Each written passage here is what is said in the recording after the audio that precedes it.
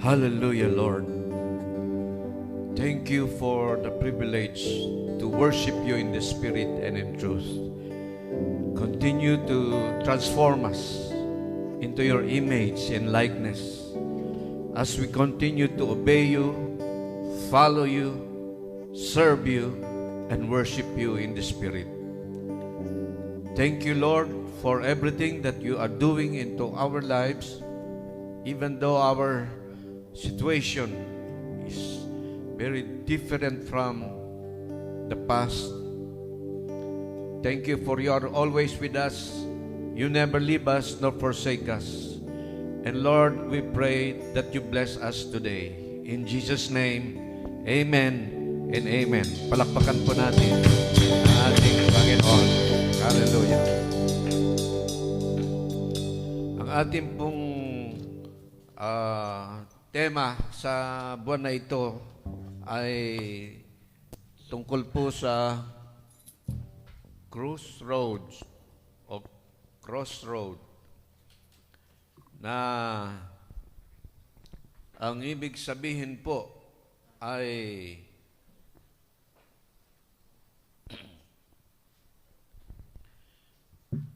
it is a road that crosses a main road or a place of intersection of two or more roads. No? Parang ito yung intersection. Tulad ng pagpupunta tayo ng junction sa Taytay o sa crossing. Yung mga kalsada doon ay nagko-cross siya. Ito po ang mga pictures niya. Kung titignan po ninyo, yung 200, it's either left and right. Makikita din natin dyan ang daan na cross na kung saan kailangan tayong mag-isip na mabuti kung saan tayo pupunta, saang landas ang ating tatahakin. Meron ding crossroads na napakadami at nakalilito. Okay? So, kung minsan pag ako'y nagmamaneho at napapadaan ako sa ganong klase ng kalsada, parang nagkakaroon ako ng kaba, lalo na kung ang dami-daming crossing gawa ng pagka nalito ka, wala na, tapos na, layo na ng pupuntahan mo. Hindi ka na makakabalik ng basta-basta. So, ibig sabihin, mamimili ka ng kalsada o landas na tatahakin mo, kailangan sigurado ka. No? Crossroad is a point in which a very important decision must be made that we will have a far-reaching effect or consequences or result. Meaning, which way will you go? Pipiliin mo, saan nga ba rito yung daan na dapat kong lakaran na ako'y mapapabuti, mag-grow o magpa-prosper? Liliko ba ako sa kaliwa o sa kanan o diretso ako? No? Kailangan mapili natin yung daan kung ano yung daan na tayo po ay mapapabuti. Iyan po ang crossroads. Actually, maraming mga crossroads sa ating buhay. Maaring hindi natin to napapansin, nagkakamali tayo ng mga decision, kaya sumasablay at ano nangyayari, nagsasuffer tayo in the long run.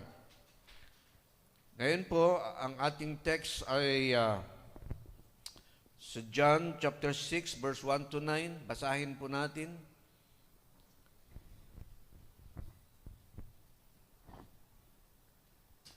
Ang pamagat po natin ay not enough versus more than enough. Okay. Not enough versus more than enough. Sabi po sa ating text, sometime after this, Jesus crossed to the far shore of the Sea of Galilee, that is, the Sea of Tiberias. And a great crowd of people followed him because they saw the signs he had performed by healing the sick. Then Jesus went up on a mountainside and sat down with his disciples. The Jewish Passover festival was near. When Jesus looked up and saw a great crowd coming toward him, he said to Philip, "Where shall we buy bread for these people to eat?" He asked this only to test him, for he already had in mind what he was going to do. Take note of this, verse 5. Nung makita ni Jesus yung napakaraming tao, ano po ang nangyari? Sabi niya kay Philip, saan tayo bibili ng tinapay para sa mga taong ito? Tinanong ng ating Panginoon Jesus doon, si Philip upang i-test siya. Kasi ang totoo, alam na ni Jesus kung anong kanyang gagawin. So verse 7, Philip answered him, "It would take more than a half year's wages to buy enough bread for each one to have a bite." Kailangan daw ang isang kalahating taong sweldo para lang magkaroon ng isang kagat ang bawat isang roon. At yung mga tao doon ay mga 5,000 men. Kung ibibilang po yung mga lalaki ay mga babae at mga bata, sabi po ng mga Bible scholars ay aabot daw po ng 20,000. Another of his disciples, Andrew, Simon's Peter brother, spoke up, "Here is a boy with 5 small barley loaves and 2 small fish. But how far will they go among so many?" Sinabi ni Andres o ni Andrew na isa sa mga alagad at kapatid ni Simon, Pedro, mayroon po rito isang batang lalaki na may dalang 5 tinapay at 2 isda. Subalit, sasapat kaya ang mga ito? Yun agad ang tanong ni Andrew. Sasapat kaya ang mga ito? Let's pray. Dakilang Diyos, Ikaw ang aming inaasahan ngayon na magpapaliwanag nito. Tulungan mo po kami. Buksan mo ang aming isip at puso. Magpakahayag ka sa amin, magsalita ka sa amin. At hayaan mong kami lubos na mapagpala sa inihanda mong dulang. Salamat po, O Diyos, sa gagawin mo sa amin ng mga kapahayagan sa pangalan ni Jesus. Amen and amen. Dati po, ang means of communication natin ay telegrama. Ayaw ko po kung siguro kayo mga kabataan hindi nyo pa naabutan yon. No? At hindi tayo basta-basta nakakapag-telegrama kasi nga po ay napakamahal. No? At ilang letra lamang ang naipapadala. Halimbawa, pag may namatay, nakalagay lang doon, uwi, patay. Tapos yung pangalan ng ganun lang. Pero napakamahal ng bayad. Sumunod po ay nagkaroon ng mga telepono na diikot. Ayaw ko kung naabutan po ninyo yon. At pag ito ay dinadial, ay tumutunog ng kiriring, kiriring. Diba? Sumunod ay nagkaroon ng telebisyon na malaki ang kaha, tapos kung hindi pa ito lumalabas, dipukpuk pa. Pinupukpuk pa ito para lumabas yung mga images sa TV. Ang kulay niya ay black and white at malabo pa. Hindi katulad ng mga television ngayon na napakalinaw. At iilan lamang ang channel at iilan lamang din ang mga palabas. Sumunod ay nagkaroon ng mga colored TV. Padami ng padami ang mga channels at padami din ng padami ang mga palabas sa telebisyon na kinakaabalahan ng mga tao. Sumunod, nagkaroon ng stereo na parang istante sa laki. Palakihan ng parang istante. Sumunod ay jukebox, cassette, Betamax, DVD, karaoke at maraming mga bagay pa na pinagkakaabalahan ang mga tao. Dati kakaunti lamang ang mga sasakyan na tumatakbo sa kalsada, kahit saang kalsada. Tandang-tanda ko po ito, 1976, nandito ako sa Metro Manila. Mabibilang mo po yung mga sasakyan na tumatakbo sa kalsada. At sa EDSA, kaya mo siyang bilangin. Kaya mong bilangin yung coaching nagdaraan at kaya mong bilangin ang mga buses na nagdaraan. At dati pag sumakay ka from Monumento, kasi galing ako ng Monumento sa Grace Park, Caloocan, o minsan naman ay pupunta ako ng Baclaran, napakadali lamang, ang bibilis kasi walang ka-traffic-traffic. Ngayon, grabe, sobrang dami ng mga sasakyan. At, ano pa, kahit saan kalsada, lalong-lalo na sa EDSA, puro traffic kahit saan. Mauubos ang oras mo, 2, 3, 4, 5, and sometimes 7 hours, minsan sa tindi ng traffic. Nauubos agad ang oras. Kaya pagdating mo sa iyong trabaho, pagod ka na. Amoy usok ka pa. Katindi. Pagdating mo sa bahay, masakit na ang ulo mo.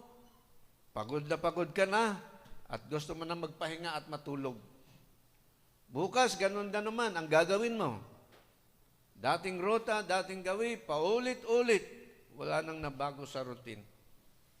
Naalala ko dati, ang cellphone ko ay malaki, na parang walkie-talkie. Naabutan niyo ba yun? Pagkatapos ay sumunod ay yung vintage na may antena. Malaki, sinusuksok dito.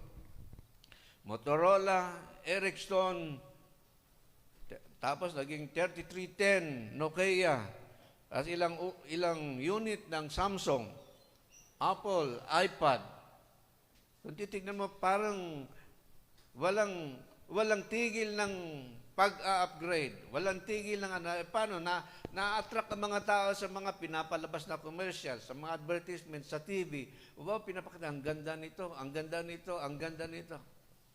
Isa naisip ko, pambihira, parang nuubos lang nito mga pera natin. Palit-palit ng brand. Patindi ng patindi ang mga features at habang dumadami ang mga features, lalo namang dumadami ang kinukonsumo nating oras. Nandyan pa ang mga Facebook, Twitter, Instagram, Messenger, YouTube, email, Google, games, TikTok, ako po, Netflix, gallery, magandang camera pang selfie, like ng like kahit di kilala at di naman siya kilala. Maraming pina-follow at marami ding followers o subscribers. Nandiyan pa ang GCash dito, Alibaba, Amazon, Shopee, Lazada. Teleseryeng walang patid at katapusan. Sinusubaybayan ng mga tao.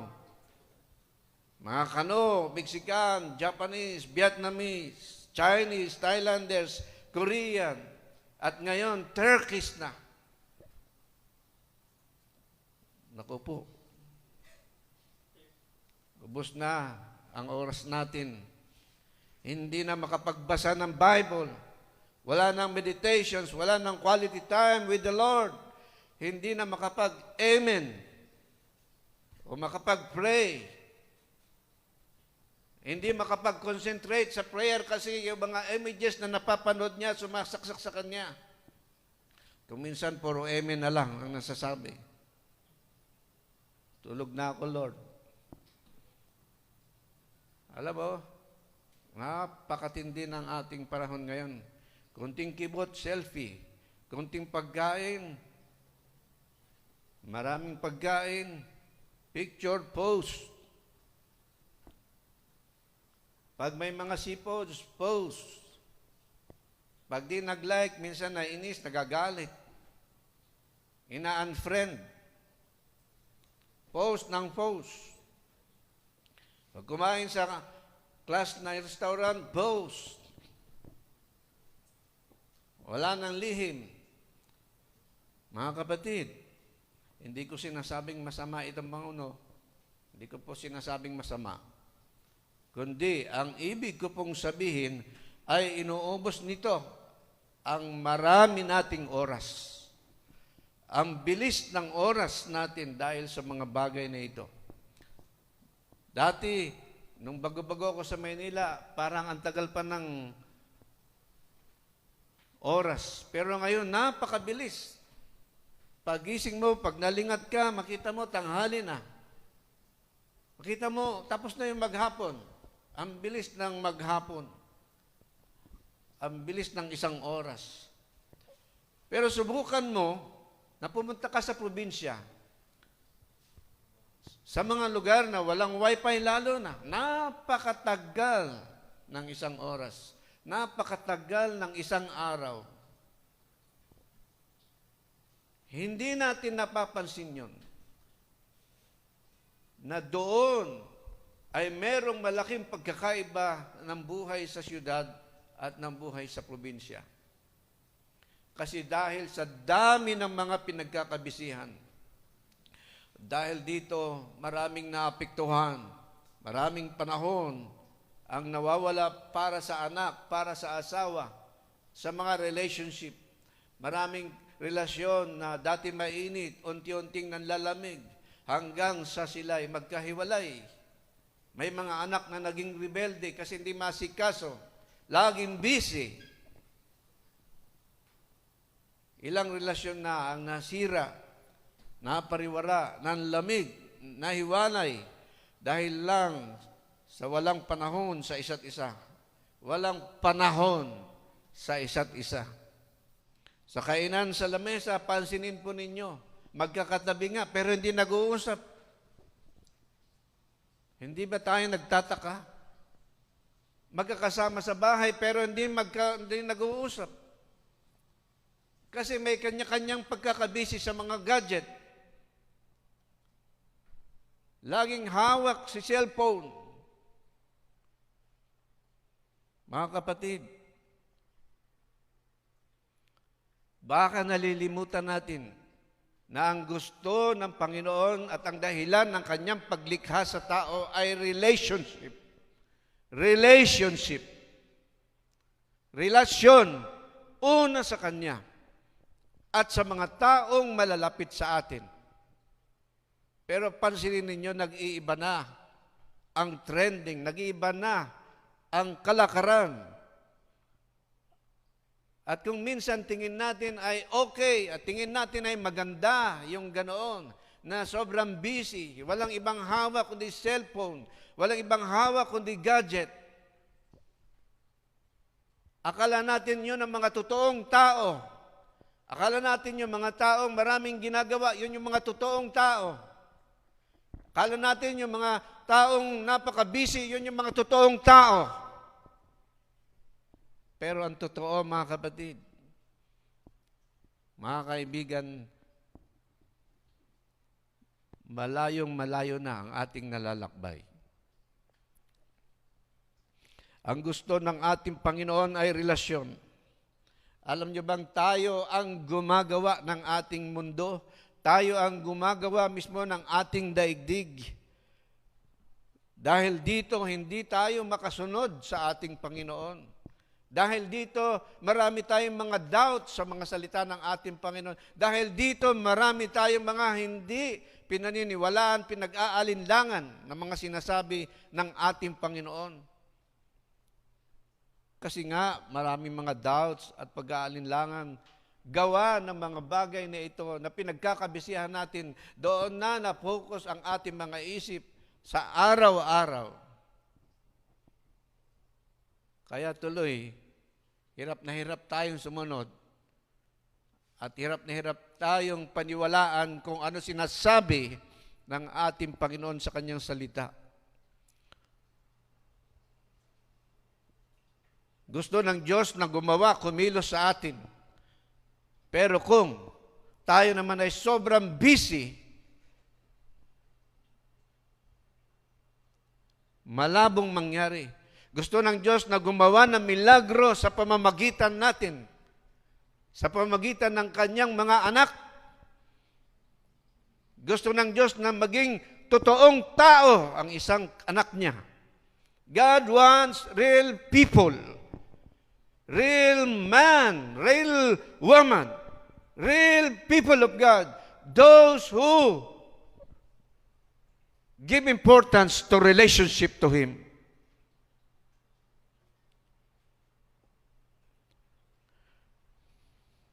Dahil sa kawalan ng panahon, oras at quality time sa Diyos, mabuti na lamang at mayroong isang bata na may pananampalataya sa Panginoong Hesus, na very willing na ipagkaloob sa Diyos ang kanyang serbisyo, very willing na ibigay ang kakaunting nasa kanya, 5 tinapay at 2 isda para sa 5,000 katao, or rather 20,000 people. Kasi alam niyang kayang gumawa ng milagro ang ating Panginoon. Tignan po natin yung ating text. Ano sinasabi nito? From verse 1 to verse 4, dito po pinapakita niya yung lugar kung saan itong bagay na pangyayari. Ang sabi doon, sometime after this, Jesus crossed to the far shore of Sea of Galilee, the Sea of Tiberias. And a great crowd of people followed him because they saw the signs he had performed by healing the sick. Bakit ganun na lang kung gumawa ng milagro ang ating Panginoon? Ang dami niyang pinagaling. Mga kitungin, mga pilay, mga bulag, pinagagaling niya sila.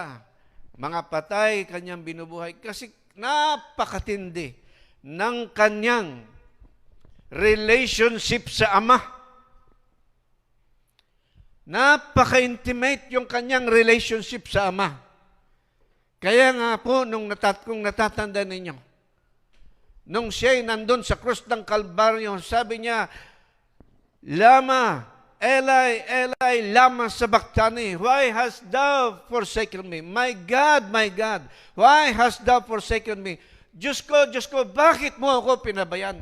Kasi nung oras na yun, yun lang yung time na nahiwalay ang ama at ang anak sa tindi ng kanilang relationship. Doon lang nagkahiwalay sapagkat si Jesus Christ ay dala-dala niya. Pasan-pasan niya ang lahat ng kasalanan ng tao sa mundong ito. Yun yung naghiwalay sa relationship nila sa ating Panginoon. Namatay si Jesus physically and spiritually. At ang sabi niya, bakit mo ko pinabayaan? Why?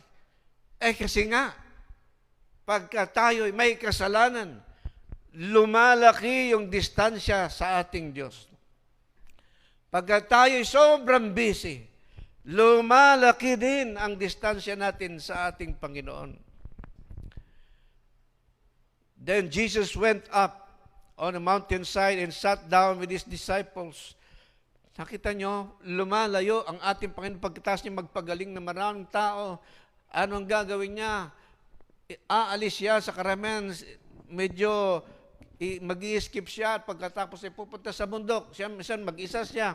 Pero sa pagkakataong to, kasama niya yung mga alagad.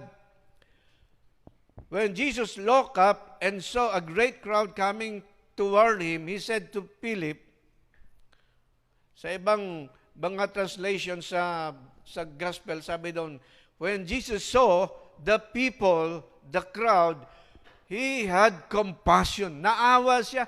Ang dami-daming tao na sumusunod. Almost 20,000. Naawa ang ating Panginoon nung makita niya yon. Kaya nga po, ang sabi ng ating Panginoon kay Philip, Philip, saan tayo makakabili ng tinapay upang makakain ng mga taong ito? Alam nyo, kaganda ng sagot ni Kaganda ng sagot ni Philip. Sabi niya, saan tayo makakabili ng tinapay upang makakain ng mga taong ito? Sinabi niya yon, no? upang subukin si Philip, sapagkat alam niya kung ano ang kanyang gagawin. Susubukin niya, titest niya kung ano yung faith. Malaki ba ang faith ni Philip o ng mga alagad nakasama doon? Malaki ba ang faith nila o napakaliit o baka punong-puno ng doubt? Kaya sabi niya kay Philip, maghanap ka na mabibilad ng tinapay. Pero ano sagot ni Philip? Kahit na po halagang 200 salaping pilak ng tinapay ay hindi sasapat para makakain sila ng tig-kakaunti. Antindi? It would take more than a half a year's wages. Kalahating taong sweldo ng isang tao para lang makatikim ang bawat isa ng isang kagat lamang. Saan tayo bibili ng ganyang kadaming tinapay? Sabi niya sa Panginoon. Pero merong isang disipulo na ang pangalan ay si Andrew. Ang sabi niya, meron ditong bata na merong 5 tinapay at 2 isda. Isa pa itong si Andrew. 5 tinapay, sabi. 5 tinapay at 2 isda. Ano sabi ni Andrew? 5 tinapay at 2 isda. Kaya lang, anong mangyayari dito sa 5 tinapay at 2 isda? Saan ang maaabot nito? Sasapat kaya ang mga ito? Iyon ang problema. The problem.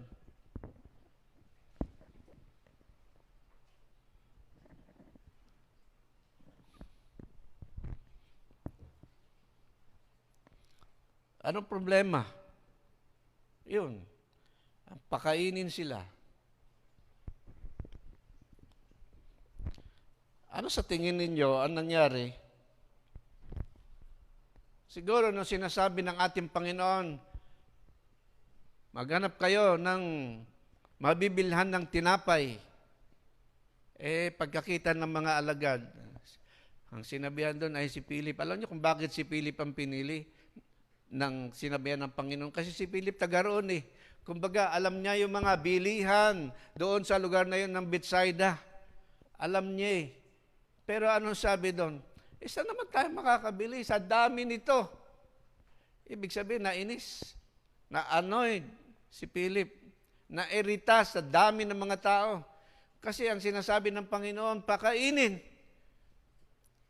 Ano sagot nila? Panginoon, pauwi na lang natin.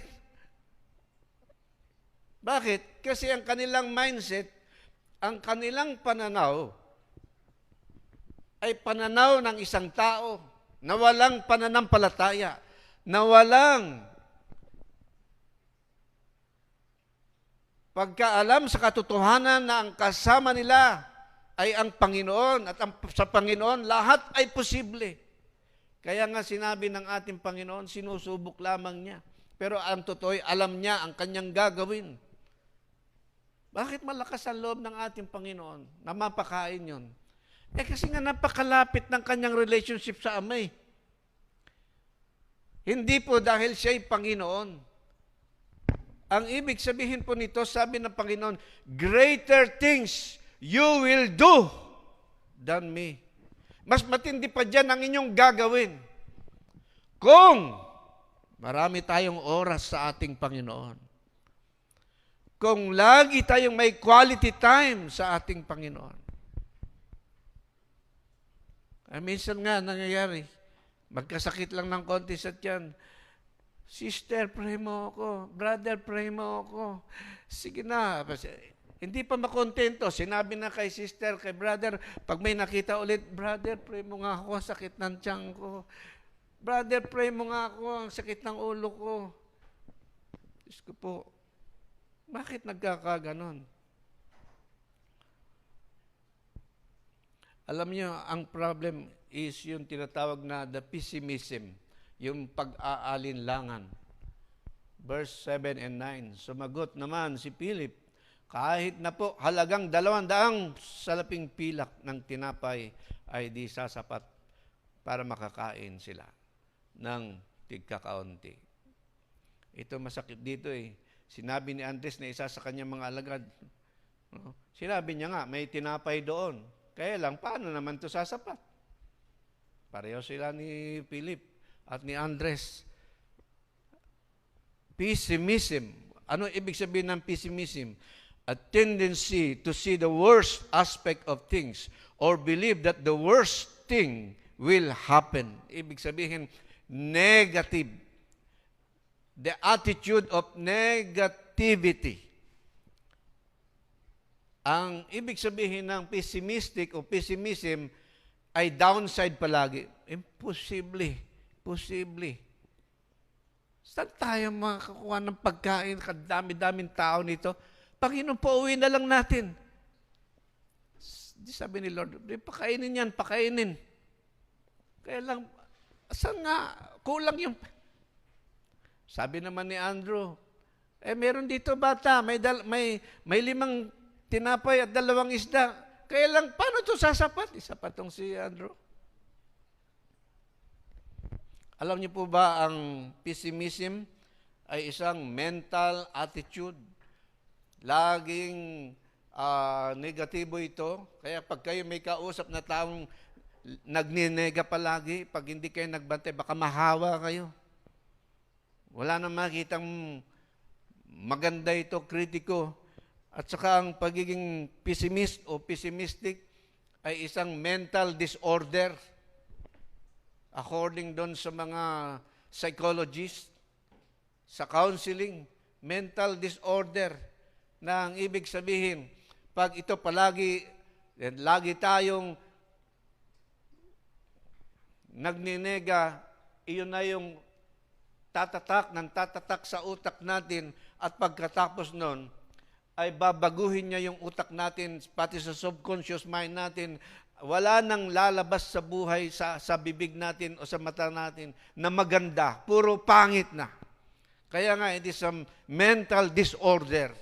At pwede mangyari sa isang tao. Lalo na kung malayo na siya sa ating Panginoon. Kaya nga't ginagawa niya lahat eh. Akala niya, kayang-kaya niyang lahat. Akala niya si Superman siya. Akala niya siya ay more than enough. No. We are not enough. Alam niyo ba, ang mundo, napakalaki ng mundo.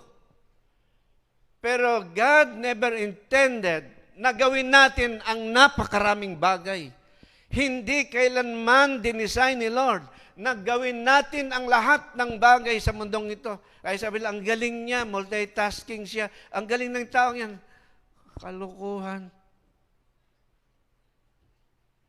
Multitasking ko, no?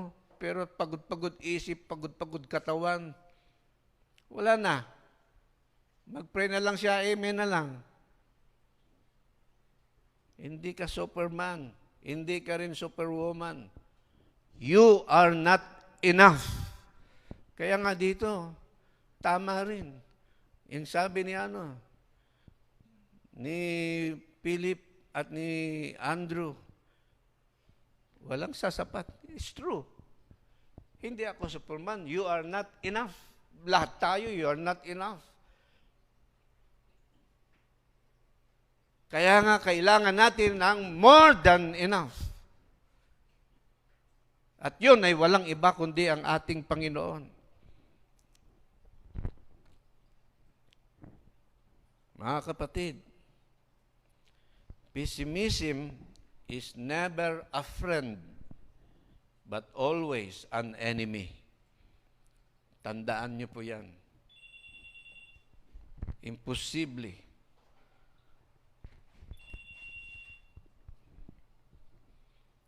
Alam niyo, bawat isa sa atin ay pwedeng gamitin ni Lord para makagawa ng milagro. Gumawa ng milagro.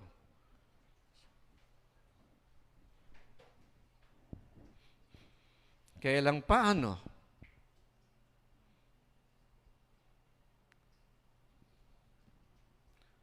Mas maigi pa nga yung bata eh. Kasi very willing siyang ibigay yung Bigay yung tinapay at isda. yung kakaunti ay napakahalaga sa ating Panginoon. Alam ng Diyos that you are not enough. Alam ng Diyos that you are not a superman, a superpower. Alam ng Diyos na may limitations tayo. Kaya nga, ipinagduduldulan, kumbaga, ng ating Panginoon, narito ako, lumapit ka sa akin, have a quality time with me, magkaroon ka ng oras sa akin. Kaya lang ang tao naman, tingin niya sa sarili niya, Diyos siya, gagawin niya lahat ng gusto niyang gawin, na akala niya kaya niyang gawin ang lahat ng bagay. Mga kapatid, marami na pong mga miracles. Ako po kaya ko ito sinasabi kasi totoo po eh. Ito hindi sa pagmamataas sa aking sarili. Dumating ako sa time na halos bumagsak na ako. Pero umingi ako ng milagro sa ating Panginoon. Ooperahan na ako pero sabi ko, Lord, mas maganda kung ikaw ang umopera sa akin kasi walang tahi. Kung ano problema ng aking tiyan. Sabi ko sa kanya, kayang-kaya mong ibalik mula sa parang bituka o tiyan ng bata kasi nga nagkasugat-sugat yung aking bituka. Pag ako'y dudura, walang kontrol na puro dugo. Pag ako na may dudumi, wala ring kontrol na puro dugo. Mga kapatid, at hiniling ko na pagalingin niya ako, pinagaling niya ako. Doon din sa probinsya, nanalangin din ako na umulan. Kasi nga, merong hindi maganda nangyayari na palabas. Sabi ko, Lord, si Elijah nanalangin na magpababa ka ng apoy. Ako naman sa oras na ito, Panginoon, magpaulan ka para hindi matuloy yung kanilang ginagawa. Diyos ko, tulungan mo sila, mabuksan sila sa katotohanan. Wala silang kalam-alam. Sabi ng nanay ko, basta isa sa kanila sabi, ba't ka nakatuwad dyan? Hindi nila alam na ako yung nanalangin. Ang tagal kong nanalangin, Lord. Eh, nung time na yun, summer yun. Alam mo ba, pagdating ng medyo dumilim-dilim na ay nakahanda na lahat yung mga gamit nila dyan, nakaplasta na lahat, piyesta. Biglang unti-unting umuulan. Pagkatapos ay palakas ng palakas at wala nang tigil yung ulan hanggang inabot na ng madaling araw. Narinig ko yung mga tao galit na galit. Narinig ko yung mga tao mura na mura. Pambihira. Ngayon lang umulan, antindi pa kung kailan pa meron tayong magandang okasyon. Sabi na. Meron din po akong mga ipinag-pray na wala nang buhay, pero nabuhay. Meron din akong mga pinag-pray na walang anak for so many years. Si Lord ang gumawa nun. Nung pinag-pray ko, hallelujah, eto, mga 1 taon, nagkaanak at pagkatas ihahandog na. Hindi ako ang gumawa nun, si Lord. Kung nangyari man yun ay dahil doon sa pakikipagbabad ko sa ating Panginoon. Mga kapatid, pansinin nating mabuti. Kahit sa Old Testament pa lang, di ba si Moses, ano ba yung mga milagrong ginawa ni Moses? Yung mga miracles, di ba? Yung rod, ginawang ahas, yung ahas, ginawang rod. Di ba? Ang tindi nun. Yung river, yung Nile River, ginawang kulay dugo. Dugo na talaga. At dahil matigas ang ulo ni Paraon, nagpadala ang Panginoon sa pamamagitan ni Moses. Mananalangin lang si Moses, magkaroon ng maraming palaka. Kahit saan doon, sa kalsada, sa bahay, puro palaka. Magpadala ka, Panginoon, ng mga kuto. Ang dami-daming kuto. Lahat. Langaw, mga pigsa, lahat. At malalaking tipak ng mga semento, ng mga yelo. Mga kapatid, lahat ng iyon ay nangyari dahil si Moses nagbababad sa presensya ng ating Panginoon. Nagbababad Sa lahat ng mga lingkod ng Panginoon, kay Elijah, nakagawa ng 16 miracles. Pagdating kay Elisha, naging 32. Sa Isaiah, kay Ezekiel, sa lahat-lahat na noon. Ang ibig sabihin, bawat isa sa atin pwedeng gamitin ng ating Panginoon.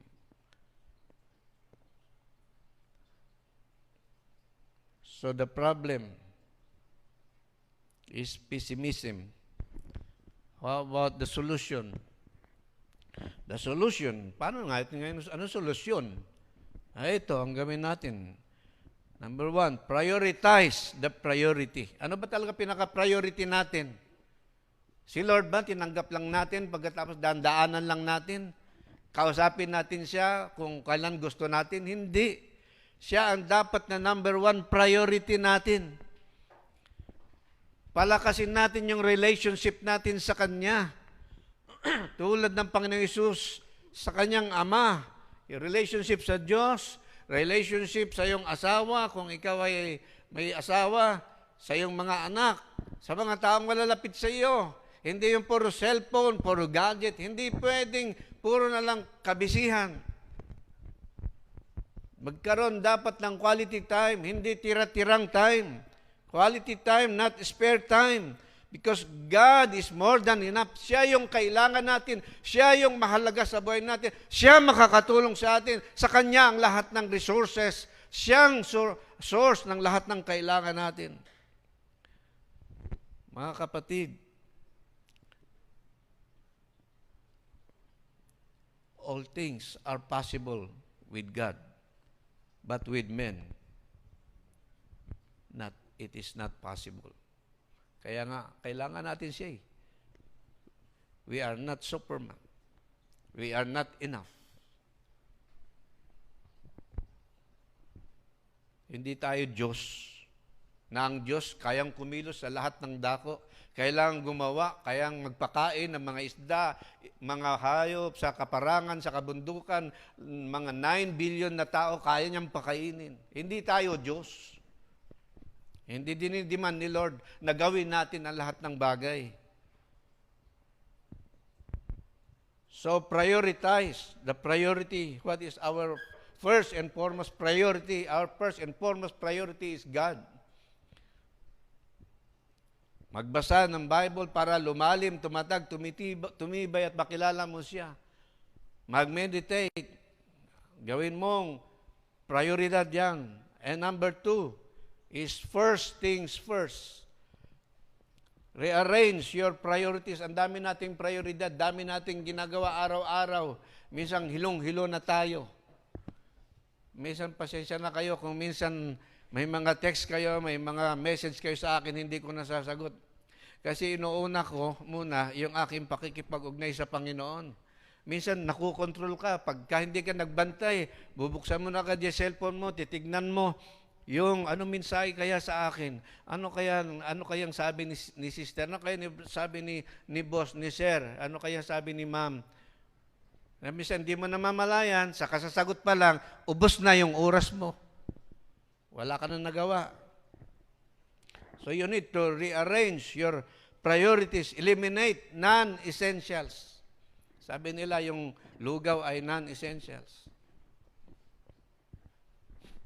Yun na trending ngayon.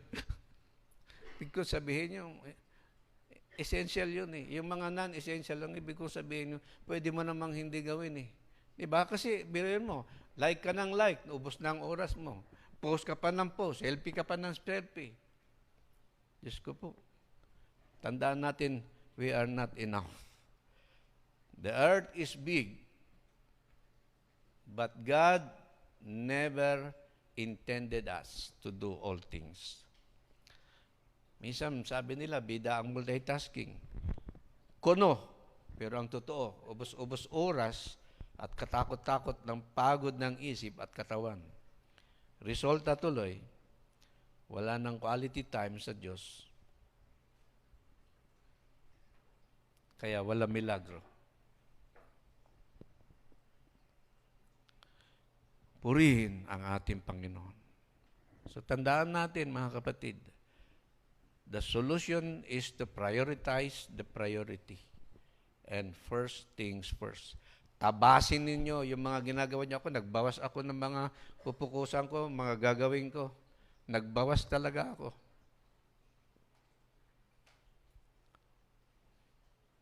Hallelujah. Let's pray. Panginoon, nawa ang mensahe mong ito ay naging malaking pagpapala sa amin. Nagsalita ka at nangusap sa amin. Totoo, akala namin sikat na kami, magaling na kami, superpower na kami, superman, superwoman. Akala namin real man o real woman na kami. Pag dami-dami namin nagagawa namin yung multitasking. Pero ang totoo, we are not enough. We are not enough. We are limited. Kaya kailangan ka namin, Panginoon, sa aming buhay because you are more than enough. Kaya mong pakainin yung 20,000 na tao. Kaya po humihingi kami ng tawad sa iyo. Patawarin mo kami sa aming mga kamangmangan, sa aming kakulangan, sa aming mga pagpapabaya na dinadaan-daanan ka lang namin, hindi ka namin pinapansin. Imbis na magbigay kami ng quality time, tira-tirang oras na lang ang naibibigay namin sa iyo. Patawarin mo kami, Panginoon. Truly, that we are not enough. Hindi kami mananalo sa iyo, Panginoon. Patawarin mo kami sa lahat ng aming mga pagkakasala. At tugasan mo kami, Panginoon, ng iyong banal na dugo. Cleanse us from all of our unrighteousness and failures, shortcomings. Tulungan mo kami sa oras na ito, mula sa oras na ito, na mag-focus kami una sa iyo. Prioritize you because you are the most important person in our life. Help us, Lord, to prioritize you and to eliminate the non-essentials. Rearrange our priorities. Thank you so much for your message to us that you have spoken to each and every one of us. In Jesus' name, everybody say amen. Amen. Ngayon po ay ating pong Holy Communion. At mga kapatid, magpasalamat tayo sa ating Panginoon kasi alam niyo po ba kung gaano ka-importante itong Holy Communion. Ito po pinrovide ni Lord na gagawin natin. Actually, sa panahon nga ng mga alagad sa aksi, araw-araw nila ginagawa ito. Tayo nga, isang buwan na nga lang Di ba? Minsan tinutulugan pa. Minsan wala pang, hindi naintindihan gaano ka-importante ito. Minsan akala nila kung ano lang yung ginagawa. Mga kapatid, isa pong mas matindi dito sa blood compact ni Sikatona at ni Ligaspe. Dugo pa yung ginamit nila mismo. Mas matindi dito kasi dugo mismo ng ating Panginoon. Sinisimbolize nito yung kanyang katawan at dugo sa pamamagitan ng tinapay at ng grape juice na ating iniinom. But actually, if we are taking this into heart, we are renewing our commitments to the Lord. Muli tayong naitatama. Hallelujah.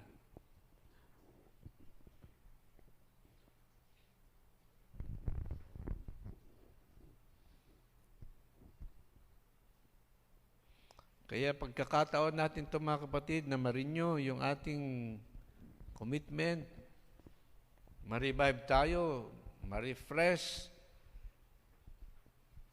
ma-empower, at muling manauli sa ating relationship or intimate relationship sa ating Panginoon. Hallelujah.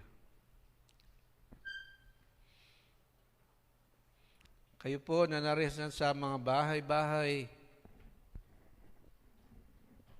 sana po ay naging maliwanag sa atin ang mensahe. At ngayon po ay sabay-sabay po tayo. Sabi po ng Panginoong Hesus sa pamagitan ni Pablo, ito ang katuruan tinanggap ko sa Panginoon at ibinibigay ko naman sa inyo. Nung gabing siya ipagkanulo, ang Panginoong Hesus ay dumampot ng tinapay at pinagpira-piraso. Nagpasalamat siya at sinabi, ito ang aking katawan na inihahandog para sa inyo. Gawin ninyo ito bilang pag-aalaala sa akin sa pangalan ni Jesus.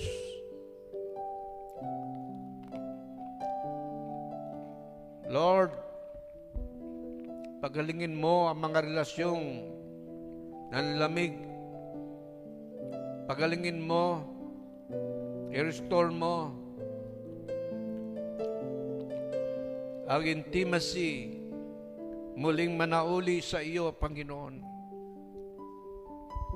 Ang mga pagsunod, ang mga paglilingkod, ang mga pagsuko, muli mong pag-alabin, pag-initin, paglagablabin ang mga anak mo. We believe that this pandemic, Lord, kaya nangyari itong pandemic na ito upang magkaroon kami ng maraming oras sa iyo. Nasa bahay na lamang kami. Huwag mo pong tulutan na kahit nasa bahay kami, busy pa rin kami dahil sa kabisihan sa mga gadgets na hawak namin. Kailangan namin pero dapat namin kontrolin. Hindi kami ang dapat makontrol ng mga ito. Tulungan mo po kami, Panginoon. Salamat po sa iyong banal na Espiritu na siyang nagpapalakas sa amin at nagre-revive sa amin sa oras na ito. Salamat po ng marami at ni-restore mo sa pamamagitan ng iyong mga latay na tinanggap ng iyong katawan sa sinisimbolo ng tinapay na kinain namin. Sabi mo, kayo'y nagsigaling. And we receive it, Lord, in Jesus' name. Matapos magapunan, dumampot din siya ng kupa at sinabi, ang kupang ito ang bagong tipan ng Diyos na pinagtibay ng aking dugo. Tuwing iinumin ninyo ito, gawin ninyo bilang pag-aalaala sa akin. Sapagkat tuwing kakain kayo ng tinapay at iinom sa kupang ito, ay ipinapahayag ninyo ang kamatayan ng Panginoong hanggang sa kanyang muling pagparito. Sa pangalan ni Jesus.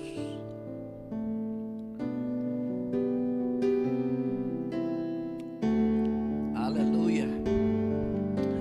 Thank you for the blood that was shed at the cross, Lord. Maraming salamat po sa iyong katawan na ipinagkaloob. At nagkaroon kami ng pag-asa, nagkaroon kami ng kaligtasan, na-restore ang aming relationship sa iyo. Yung dating naputol ay muling nanauli. Muling na-revive ang iyong mga anak. Salamat din sa iyong dugo na naglinis sa aming mga kasalanan. At salamat din sapagkat sa pamamagitan ng Holy Communion, habang ginagawa namin, ay lalo mo kaming pinag-aalab at pinag-iinit at pinaglalagablab. At habang inihintay namin ang iyong muling pagparito, ay handang-handa kami. Panginoon, maraming salamat po. Nawa, pagkatapos ng mensaheng ito, hindi na kami katulad ng dati. Wala na kami sa sobrang kabisihan. Teach us to practice, Lord, what we had heard from you, what we had received from you today, that we will take the solution and we will walk the talk. Thank you so much. Bless us. Bless every one of us here. Bless everyone, those who are at their houses watching in this television. Thank you so much, Lord. Bless every family that we are representing. Bless and continue to work in our lives. Use us for your glory. Use us as your instrument to reach the people. Oh, to glorify your name. Oh God, you are concerned very much with our spiritual life. You are also concerned with our physical needs. That's why you have provided food for the people. You are concerned for our whole being. Thank you, Lord. Bless everyone. And we continue to glorify your holy and precious name. In Jesus' name, everybody say amen. Hallelujah.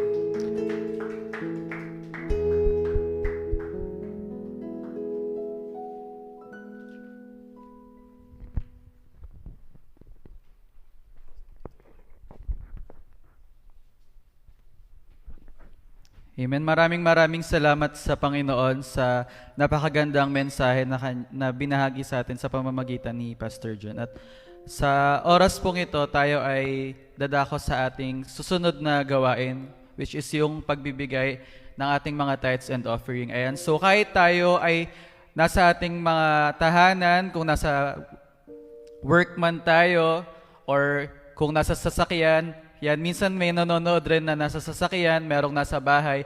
Ayan, thank you po sa ating 60 viewers sa Facebook Live for this day. Ayan, pero I believe hindi lang to 60 kasi yung iba, per family sila nanonood. Ayan, so maraming salamat sa lahat ng patuloy na nanonood at sumasabay sa pakikinig ng salita ng Diyos. Ayan, at mamaya po mapapanood nyo rin yung live after po ng service natin. At yung message din po is i-upload siya sa YouTube. Ayan. So, and correction lang po sa announcement kanina sa video. Ang atin pong admin ay every Sunday, 7 o'clock p.m. Ayan. So, sa lahat po ng gustong patuloy na matuto at ma-enhance pa yung knowledge niya pagdating sa Word of God, ayan, ini-invite po namin kayo na mag-join sa ating admin every Sunday, 7 o'clock p.m. Ayan, via Zoom po natin ito ginagawa. And dagdag na announcement din po, wala pa rin po tayong face-to-face worship service next Sunday dahil in-announce po kahapon na extended po ang ECQ sa Rizal at sa Bubble. Ayan. So, kaya wala pa rin po tayong face-to-face service. So, sa lahat po ng mga kapatiran po natin, wala pa rin pong allowed na umattend sa loob ng church except for us na ministers kasi para mas maganda po yung service na nagagawa natin kapag Sunday service na naka-FB Live. Ayan, so next Sunday po ay magkikita-kita po muli tayo. Online pa rin po. Ayan, so kayo na ang ating online community. Ayan, so ngayon po is let's prepare our tithes and offering at mamaya po is makikita po natin kung paano po natin maibibigay ang ating mga tithes and offerings ng kahit nasa loob lang tayo ng ating mga tahanan. Let's pray. Lord, maraming salamat sa pagkakataong ito na minsan pa ay maibibigay namin at maibabalik namin sa inyo yung nararapat na para sa inyo yung aming mga tithes and offering.